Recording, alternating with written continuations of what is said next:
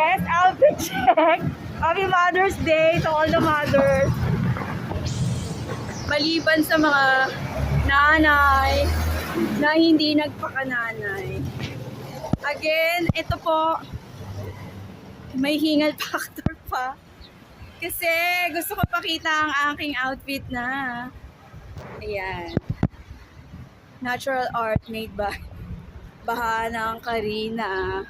Bago ko siya tuluyang gawa ng panibagong innovation, ay pinlex ko na kasi sinuot ko na to. Panahon pa ni Kopong-Kopong. Always once lang. Madalas ang outfit ay yes, isang beses lang. At kapag hindi pa na bigyan ng hustisya, ginagamit ko talaga yan. Bago tuluyang maalam. Bakit ako hinihingal? Kasi alam mo kung saan ako galing. Na malengke. Na grocery. At the same time, bumili na ako ng eksena namin sa Mother's Day kasi ang nanay ko, ayaw na. Sayang no, hindi ko makita ang kabuuan. Lakas! Mga ganyang effects ang gustong-gusto ko habang nagbablog again. Ano ba ang kasabihan pang gusto kong ibahagi sa inyo?